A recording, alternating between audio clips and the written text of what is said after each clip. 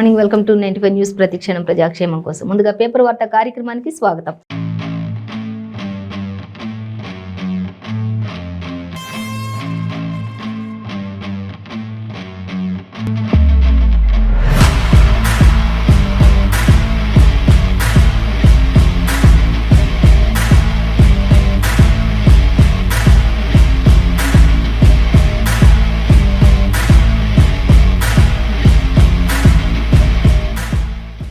ఈ రోజు మన ముందు వెలుగు నమస్తే తెలంగాణ దినపత్రికలని. సో ఏ దినపత్రికలో ఏ వార్తలు అనేది మనం మొదటిగా చూసుకున్నట్లయితే ఫస్ట్ మనం ప్రధాన వార్తగా అంటే వెలుగు దినపత్రిక చూసుకుందాం. వెలుగు దినపత్రికలో మనకి ఫస్ట్ ఇచ్చిన ప్రధాన వార్త అంటే కిషన్ రెడ్డి అరెస్ట్ అంటూ కేంద్ర మంత్రి కిషన్ రెడ్డి అరెస్టుకు సంబంధించి వచ్చారు. ఇంకా నిన్న ఆయన బాట సింగారంలో ఆయన పర్యటించనున్న నేపథ్యంలో అక్కడ అరెస్టు కొనసాగాయి అంటూ ఒక వార్త అయితే మనకి సంచలనంగా ఇచ్చారు.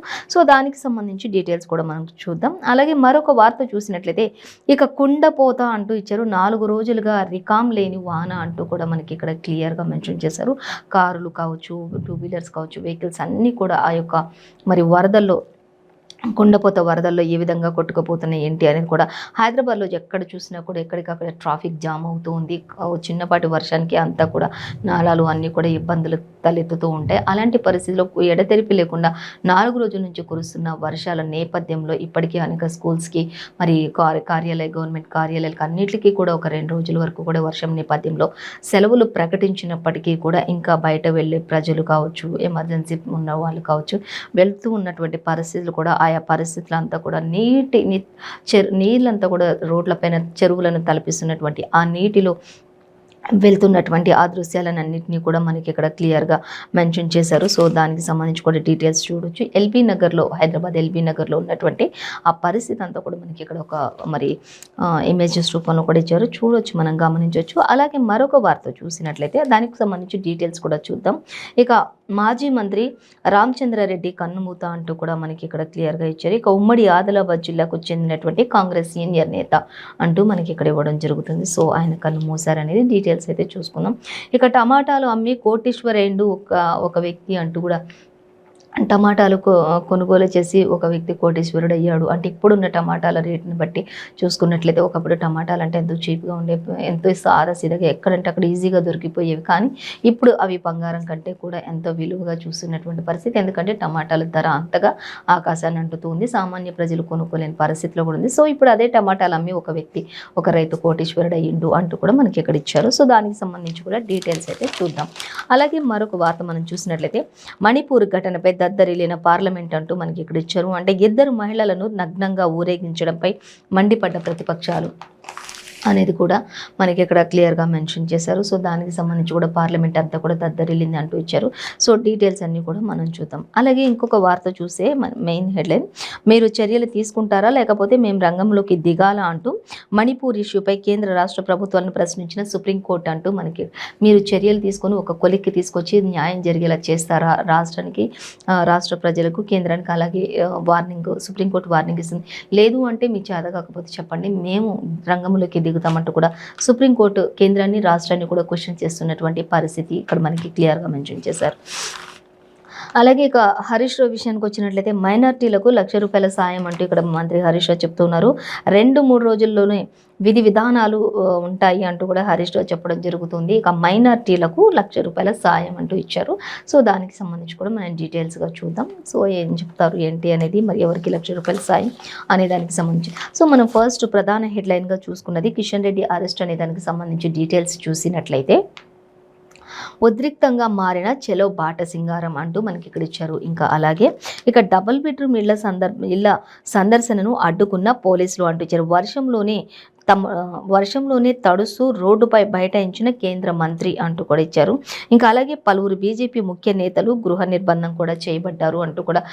ఇప్పుడు వర్షంలోని బాటసింగారంలోని ఆయన ధర్నా చేయడానికి డబుల్ బెడ్రూమ్ల కోసం ఎంతోమంది, లక్షల మంది ఎదురు చూపులు చూస్తూ ఉన్నారు.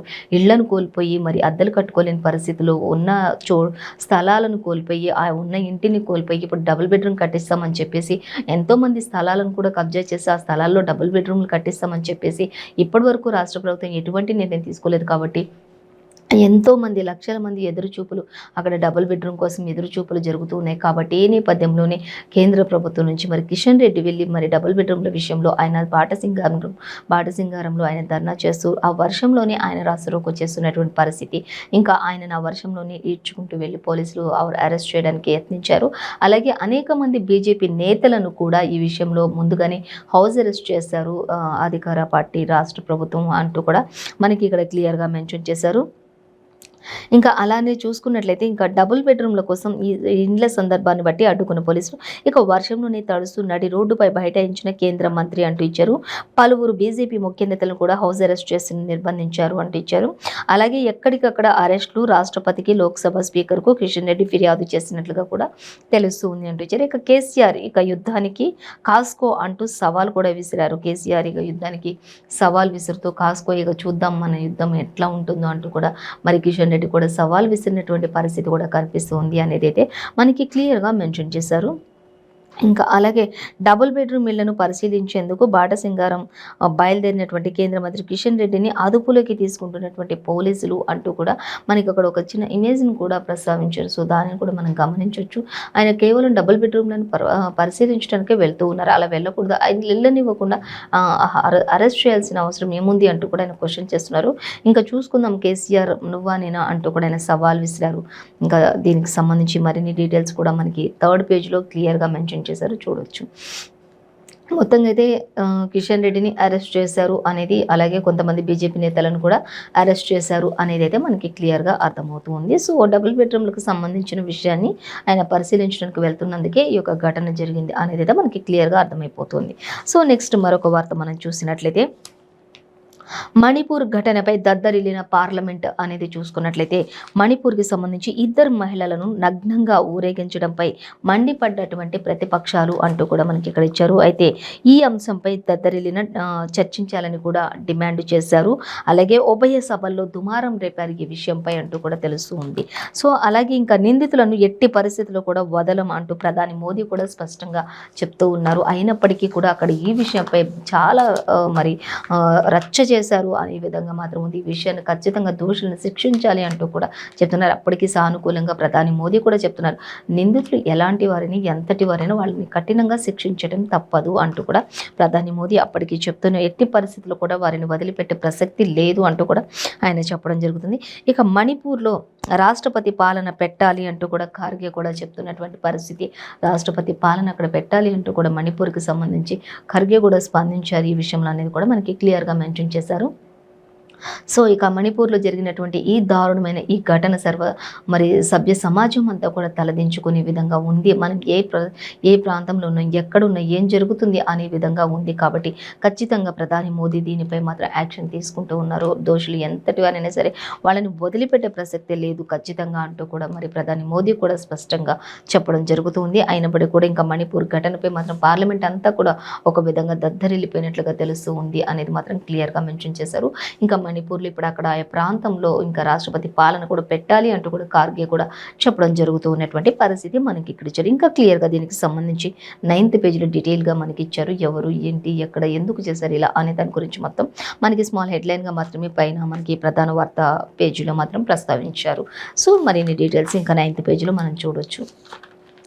అలాగే మరొక వార్త మనం చూసినట్లయితే ఇంకా మీరు చర్యలు తీసుకుంటారా అంటూ క్వశ్చన్ చేస్తుంది సుప్రీంకోర్టు. లేదంటే మేము రంగంలోకి దిగాలా అంటూ కూడా క్వశ్చన్ చేస్తుంది సుప్రీంకోర్టు. కేంద్రానికి అలాగే రాష్ట్రానికి సవాల్ విసురుతూ ఉంది. ఇప్పుడు జరిగినటువంటి మణిపూర్ ఇష్యూపై కేంద్ర రాష్ట్ర ప్రభుత్వాలను మరి ఇదే విషయంపై కేంద్ర రాష్ట్ర ప్రభుత్వాలను సుప్రీంకోర్టు కూడా ప్రశ్నిస్తుంది. మీరెందుకు ఇంత నెగ్లిజెన్సీగా ఉన్నారు, మీరెందుకు ఇంత అలసత్వం చేస్తూ ఉన్నారు, ఆలస్యం చేస్తూ ఉన్నారు, ఎందుకు మీరు ఈ విధంగా ఉంటున్నారు, కేంద్రాన్ని అలాగే రాష్ట్రాన్ని రెండింటిని కూడా క్వశ్చన్ చేస్తుంది. మీరు చర్యలు తీసుకొని ఇది ఒక కొలిక్కి దీనికి ఆన్సర్ చెప్తారా, మీరు దీనిని ఇమ్మీడియట్లీ దీన్ని ఛేదిస్తారా, లేదంటే మేము రంగంలోకి దిగాల అంటూ కూడా సుప్రీంకోర్టు ఇప్పటికే కేంద్రాన్ని రాష్ట్రాన్ని కూడా క్వశ్చన్ చేస్తున్నటువంటి దాఖలైతే మనకి కనిపిస్తూ ఉన్నాయి. ఇంకా అలాగే ప్రభుత్వాలను కూడా ప్రశ్నించిన సుప్రీంకోర్టు మే 4న మే 4న దారుణం జరిగితే ఇప్పటిదాకా నిందితులను ఎందుకు శిక్షించలేదంటూ కూడా సుప్రీంకోర్టు ప్రశ్నిస్తుంది. ఎందుకు ఇంత అలసత్వం చేస్తూ ఉన్నారు, ఎందుకు శిక్షించలేదు, ఏం జరుగుతుంది అసలు అంటూ కూడా సుప్రీంకోర్టు మరి తీవ్ర వ్యాఖ్యలు చేసినట్లుగా తెలుస్తుంది రాష్ట్ర కేంద్ర ప్రభుత్వాలపై అంటూ కూడా మనకి క్లియర్గా మెన్షన్ చేస్తారు. సో ఇంకా మరిన్ని డీటెయిల్స్ అయితే మనకి 9th పేజీలో ఇచ్చారు. సో మనం దానిని గమనించవచ్చు. ఇంకా అలాగే మైనార్టీలకు ₹1,00,000 సాయం అంటూ మంత్రి హరీష్ రావు చెప్తూ ఉన్నారు. సో మనకి వెలుగు దినపత్రిక. సో దానికి సంబంధించి డీటెయిల్స్ చూద్దాం. ఇంకా 2-3 రోజుల్లో విధి విధానాలను ఖరారు చేశామంటూ హరీష్ రావు చెప్తూ ఉన్నారు. అలాగే సీఎం కేసీఆర్ అనుమతి రాగానే అమల్లోకి పథకం వస్తుంది అంటూ కూడా మంత్రి హరీష్ రావు ఈ కొత్త పథకాన్ని ఆయన అమలు చేస్తూ ఉన్నారు. మంత్రి కేసీఆర్ మరి సీఎం కేసీఆర్ దృష్టికి దీనిని తీసుకెళ్తాం. ఒక 2-3 రోజుల్లోనే దీనిపై ఒక క్లియరెన్స్ వస్తుంది, క్లారిటీగా దీనిని మరి అమలు చేసే విధానంలోకే తీసుకొస్తామంటూ కూడా మంత్రి హరీష్ రావు చెప్తూ ఉన్నారు. అలాగే ఇంకా ప్రభుత్వం చేపట్టిన చర్యలతోనే మైనార్టీలు కూడా ఉంటారు, అలాగే డాక్టర్లు ఇంజనీర్లుగా ఎదుగుతున్నారు అందరూ కూడా అంటూ చెప్తూ ఉన్నారు మంత్రి హరీష్ రావు. ఇంకా వాళ్ళందరికీ కూడా ₹1,00,000 సాయం అందించడానికి ఒక కసరత్తు అయితే చేస్తూ ఉన్నాం. సో దీనిపై సీఎం కేసీఆర్ ఏ విధంగా స్పందిస్తారు, ఆయన ఉద్దేశాలు కూడా తెలుసుకొని త్వరలోని ఈ విషయాన్ని కూడా మరి వెల్లడిస్తాం. ఖచ్చితంగా ఇది ఒక శుభ పరిణామంగా ఉండబోతుంది మైనార్టీలకు అంటూ కూడా మంత్రి హరీష్ రావు చెప్పడం జరుగుతుంది. సో దీనిపై సీఎం కేసీఆర్తో చర్చించి మరొక 2-3 రోజుల్లోనే ఈ విషయాన్ని, ఈ పథకాన్ని కూడా బయటకు తీసుకొచ్చే ప్రయత్నం చేస్తాము అంటూ కూడా సీఎం కేసీఆర్ ఆయన ఆలోచన కోసం మంత్రి హరీష్ రావు చెప్తూ ఉన్నటువంటి విషయం ఇక్కడ. ఇంకా సో దీనికి సంబంధించి ఇంకా మరిన్ని డీటెయిల్స్ కూడా మనం 4th పేజీలో చూసాం. మొత్తంగా అయితే మైనార్టీలకు ₹1,00,000 సాయం సీఎం కేసీఆర్ దృష్టికి తీసుకెళ్తారు. ఆ తర్వాత ఆయన ఏ విధంగా స్పందిస్తారు, ఆ విషయాలన్నింటినీ కూడా మళ్ళీ షేర్ చేసుకుంటారు అనేది మనకి క్లియర్గా ఇచ్చారు. అలాగే మరొక వార్త చూసినట్లయితే ఇంకా టమాటాలు అమ్మి కోటీశ్వరుడైండు అంటూ ఇచ్చారు. మెదక్ జిల్లాకు చెందిన రైతు మహిపాల్ రెడ్డి ఈ సీజన్లో టమాటా సాగు చేసి సుమారు ₹1,84,00,000 సంపాదించాడు అనేది అయితే మనకి ఇక్కడ ఇచ్చారు. ఇక పొలంలో మరో ₹1,00,00,000 విలువైన పంట ఉండటం, మొత్తం చూసుకుంటే 12 ఎకరాల్లో టమాటా సాగు చేసినట్టు చెప్పారు అనేది కూడా మనకి ఇక్కడ క్లియర్గా మెన్షన్ చేశారు. మొత్తంగా అయితే టమాటాలు అమ్మి కోటీశ్వరుడైండు అంటూ కూడా మనకు తెలుస్తుంది. ఏదో సీదాగా పండుతుంది, తక్కువలో అయిపోతుంది అనుకున్నటువంటి పంట ఈరోజు కోటీశ్వరుని చేసింది అంటూ కూడా మనకి ఇక్కడ క్లియర్గా ఇచ్చారు మెదక్ జిల్లాకు చెందినటువంటి రైతు. అలాగే ఇక మరొక వార్త చూసినట్టయితే మాజీ మంత్రి రామచంద్రారెడ్డి కన్నుమూత అంటూ ఇచ్చారు. సీనియర్ కాంగ్రెస్ నేత అంటూ కూడా మనకి ఇక్కడ ఇచ్చారు. అయితే ఉమ్మడి ఆదిలాబాద్ జిల్లాకు చెందిన కాంగ్రెస్ సీనియర్ నేత మాజీ మంత్రి చిలుకూరి రామచంద్రారెడ్డి అంటూ ఇచ్చారు. కన్నుమూశారు. ఆయన 4 సార్లు ఎమ్మెల్యేగా, 2 సార్లు మంత్రిగా కూడా మరి పనిచేశారు అంటూ కూడా మనకి క్లియర్గా ఇచ్చారు. సో ఆయనకి అనేక మంది మంత్రులందరూ కూడా ప్రగాఢ సానుభూతిని తెలియజేసినట్లుగా, కుటుంబ సభ్యులను ఓదారుస్తున్నట్లుగా తెలియజేస్తున్నారు. సో మరిన్ని డీటెయిల్స్ 3rd పేజీలో చూడొచ్చు. అలాగే మరొక వార్త మనం చూసినట్లయితే ఇంకా మెయిన్ అంటే మనం ఇప్పుడు ప్రజెంట్ కుండపోత వర్షం అంటే ఇప్పుడు 2-3 రోజుల నుంచి, గత 4 రోజుల నుంచి కురుస్తున్నటువంటి వర్షాలకు కుండపోత వర్షం అనేది ఆ విధంగా తలపిస్తున్నట్లుగా ఉంది. ఎడతెరిపి లేకుండా కురుస్తున్నటువంటి ఆ వర్షానికి 4 రోజులుగా రికాం లేని వాన కురుస్తుండడం వల్ల హైదరాబాద్లో ఎక్కడికక్కడ ట్రాఫిక్ జామ్, అలాగే చెరువుల్లా మారినటువంటి రోడ్లు అంటూ కూడా మనకి ఇక్కడ క్లియర్గానే మెన్షన్ చేశారు. నీట మునిగినటువంటి లోతట్టు ప్రాంతాలు అంటూ కూడా మనకి ఇక్కడ క్లియర్గా ఇచ్చారు. ఇక భద్రాచలం వద్ద గోదావరికి మొదటి ప్రమాద హెచ్చరిక కూడా జారీ చేసినటువంటి అధికారులు ఇప్పటికే ఎల్లో అలర్ట్ జారీ చేశారు. అలాగే ఆరెంజ్ అలర్ట్ కూడా జారీ చేశారు అధికారులు అంటూ కూడా చెప్తున్నారు. ఇంకా లైఫ్ జాకెట్స్ కూడా రెడీగా ఉంచుకోవాలి అంటూ, హెలికాప్టర్స్ కూడా రెడీగా ఉంచుకోవాలి. అలాగే ఏదైనా ప్రమాదం జరిగినా కూడా వెంటనే దానికి పరిష్కారంగా మరి గజ ఈతగాళ్ల సాయం కూడా ఉండాలి అంటూ గజ ఈతగాళ్లతో సహా అందరినీ కూడా అన్ని విధాలుగా కూడా ప్రభుత్వం చర్యలు తీసుకుంటూ అందరినీ అలర్ట్ చేసినట్లుగా తెలుస్తుంది. ఎక్కడికక్కడ కలెక్టర్లు అందరూ కూడా మరి వారి ప్రాంతాలనంతా కూడా పరిశీలిస్తున్నటువంటి పరిస్థితి. ఎప్పటికప్పుడు ప్రజలకి ఏ అవసరాలు ఉన్నా కూడా 24 hours మరి కాల్ చేసుకునే అవకాశం కూడా 24 hours ఫ్రీ లైన్ కూడా ఉంచినట్లుగా తెలుస్తుంది. అలాగే ఆ నంబర్ని కూడా మరి ఉంచినట్లుగా తెలుస్తుంది. సో ప్రజలందరికీ కూడా దాన్ని చేరవేసినట్లు తెలుస్తుంది. ఏదైనా అత్యవసరమైతేనే, ఎమర్జెన్సీ అయితేనే అది కూడా మరి అన్ని జాగ్రత్తలతోటి బయటికి రావాల్సిన అవసరం ఉంది అంటూ కూడా ప్రజలందరినీ కూడా హెచ్చరించినట్లుగా తెలుస్తూ ఉంది. ఇంకా ఎక్కడ కూడా ఎటువంటి అజాగ్రత్తలు కూడా పాటించొద్దు, ప్రజలు ఖచ్చితంగా జాగ్రత్తలు పాటించండి అంటూ కూడా, ఎవరు కూడా నెగ్లిజెన్సీగా ఉండొద్దు అంటూ కూడా మరి ఈ సీజన్లో కరెంటు కూడా చాలా భయంకరమైనటువంటి పరిస్థితి. కరెంటు, విద్యుత్ స్తంభాలు కానీ, వైర్లు కానీ ఉన్న దగ్గర కూడా జాగ్రత్తలుగా ఉండాలి అంటూ కూడా అన్ని జాగ్రత్తలు కూడా ఎప్పటికప్పుడు ప్రభుత్వం మరి ప్రజలకు వివరిస్తూ ఉంది. ఇంకా లోతట్టు ప్రాంతాల ప్రజలు వారందరినీ కూడా మరి సురక్షిత ప్రాంతాలకు, పాఠశాలలకు మరి తరలించడం జరిగింది. ఇంకా ఈ వర్షాల నేపథ్యంలో పాఠశాలలకు ఇటు మరి ప్రభుత్వ కార్యాలయాలన్నింటికి కూడా సెలవులు కూడా ప్రకటించడం జరిగింది. అలాగే కొన్ని ఎమర్జెన్సీ ప్రైవేట్ సమస్యలు ఉన్నప్పటికీ వాటికి కూడా అవసరమైతే సెలవులు ప్రకటించాలి అంటూ కూడా మరి రాష్ట్ర ప్రభుత్వం మరి తెలిపినట్లుగా తెలుస్తుంది అంటూ కూడా మనకి క్లియర్గా మెన్షన్ చేశారు. అలాగే ఇంకా చూస్తే ఇక భద్రాచలం వద్ద అయితే గోదావరి ఉధృత పెరుగుతున్న నేపథ్యంలో మొదటి ప్రమాద హెచ్చరికను కూడా జారీ చేసినట్లుగా తెలుస్తుంది అనేది కూడా ఇచ్చారు.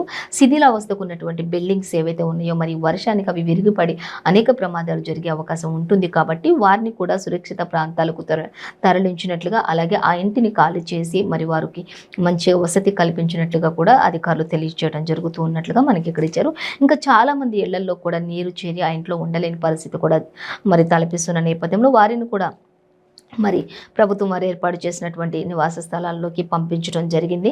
అలాగే హెలికాప్టరు అన్నిటిని కూడా రెడీగా సిద్ధం చేసుకున్నట్లుగా తెలుస్తుంది అంటూ ఇచ్చారు. అలాగే ఇంకా భద్రాచలంలో అక్కడ అన్ని కూడా హెచ్చరికలు జారీ చేశారు.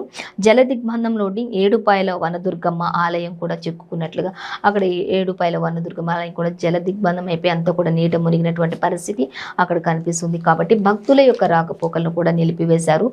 ఆ యొక్క అంతా కూడా తాళాలు వేయడం జరిగింది. అక్కడంతా కూడా భక్తులను కూడా కొన్ని రోజులు మరి రాకుండా వారికి తెలియచేయటం జరిగింది. ఎందుకంటే అక్కడంతా నీటితో నిండుకొని ఉంది కాబట్టి ఎటువంటి ప్రమాదాలు జరగకుండా ముందుగానే భక్తులకు కూడా హెచ్చరికల బోర్డ్స్ పెట్టడం జరిగింది అనేది కూడా మనకి క్లియర్గానే మెన్షన్ చేశారు. అలాగే మరో 4 రోజులు కూడా ఇంకా వానలు కురిసే అవకాశం ఉంది కాబట్టి ప్రజలు ఇంకా అప్రమత్తంగానే ఉండాలి, అలర్ట్గానే ఉండాలి అంటూ కూడా చెప్తున్నారు. హైదరాబాద్లో ఇంకా 2 రోజుల వరకు ప్రతి కార్యాలయానికి అవసరమైతే ప్రైవేట్ కార్యాలయాలకు కూడా సెలవులు ప్రకటించినట్లుగా తెలుస్తుంది అనేది అయితే మనకి క్లియర్గానే మెన్షన్ చేశారు. అలాగే ఇంకా మరొక వార్తాపత్రిక మనం చూసి ఏదేమైనప్పుడు కూడా వర్షం తీవ్రత అయితే ఒక కుండపోత వర్షాన్ని తలపిస్తున్నట్లుగా మనకి ఉన్నట్లుగా క్లియర్గా వెలుగు దినపత్రికలో మెన్షన్ చేశారు. అలాగే మరొక వార్తాపత్రిక మనం చూసినట్లయితే ఇక నమస్తే తెలంగాణ దినపత్రిక చూసుకుని నమస్తే తెలంగాణ దినపత్రిక మనం చూసినట్లయితే ఇంకా మనకి ముసిరిన చినుకు మురిసిన చెలక అంటూ మనకి ఇక్కడ ఇచ్చారు. ఇంకా అందరు కూడా ఇప్పుడు మరి ఇన్ని రోజులు వర్షాల కోసం మరి రైతన్నులు ఎంతగానో మరి వరి నాట్లు వేసుకోవడానికి కావచ్చు, విత్తనాలు పెట్టుకోవడానికి కావచ్చు ఎంతో మరి ఇబ్బందులు పడి నీటి చుక్క కోసం ఎంతో ఎదురు చూపులు చూశారు. కానీ వాళ్ళందరికీ కూడా ఇప్పుడైతే ఎంతో మరి ఉల్లాసాన్ని కలిగిస్తుంది అంటూ ఎంతో సంతోషంగా వారందరూ కూడా వరి నాట్లు వేస్తున్నటువంటి పరిస్థితి. అక్కడ అందరూ కూడా మరి నీళ్లలో ఆ పొలాల్లో దిగి వరి నాట్లు వేస్తున్నటువంటి పరిస్థితిని ఇక్కడ మనకి క్లియర్గా చూపిస్తూ ఉన్నారు. సో ఇంకా ముసిరిన చినుగుతోటి మురిసిన చెలకలు అంటూ కూడా మనకి ఇక్కడ ఇచ్చారు. కొన్ని ప్రాంతాల్లో మాత్రం అదేవిధంగా ఆ సమయంలోనే మరి ప్రమాదాలకు కూడా హెచ్చరికలు జారీ చేస్తున్నారు. ఇక జనగామ జిల్లా అలాగే వెల్దండ ఈ ప్రాంతాల్లో మాత్రం మరి రోడ్లు కూడా మరి చెరువులను తలపిస్తూ మరి ఆ రోడ్లలో వెళ్ళలేని పరిస్థితులలో ఉన్నటువంటి జనాలు ఏ విధంగా ఇబ్బందులు పడుతున్నారు అనేది కూడా మనకి క్లియర్గా ఇచ్చారు. కొంచెం కష్టం కొంచెం ఇష్టంగా కూడా ఉంది అన్నట్లు. అంటే ఇటు పంటల పొలాలకు చూసుకుంటే వరి నాట్లు వేయాలన్నా విత్తనాలు పెట్టాలన్నా అన్నిటికీ మాత్రం కొంచెం ఇష్టంగానే ఉంది.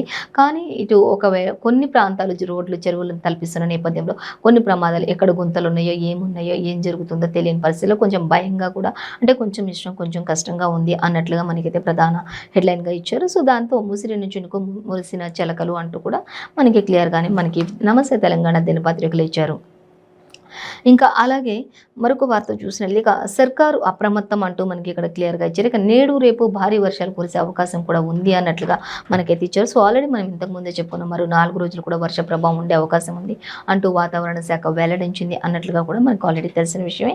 మరో 5 రోజులు కూడా రాష్ట్రం అంతా వానలు ఉంటాయి కాబట్టి భద్రాచలం వద్ద గోదావరి ఉధృతి మొదటి ప్రమాద హెచ్చరికలు కూడా జారీ చేసినట్లుగా తెలుస్తున్నట్లుగా ప్రతి చోట కూడా మరి అన్ని అలర్ట్లు చేసినట్లుగా తెలుస్తుంది ప్రభుత్వం. సో మనకి ఈరోజు ఏ పేపర్లో చూసినా కూడా సేమ్ యాజ్ ఇట్ ఈస్గా ఒకటే సేమ్ న్యూస్ ఇచ్చారు. సో ఇదండి ఇవాల్టి పేపర్ వార్త కార్యక్రమం విశేషాలు. మరో పేపర్ వార్త కార్యక్రమంతో మళ్ళీ రేపు కలుసుకుందాం. అంతవరకు చూస్తూనే ఉండండి 95 న్యూస్.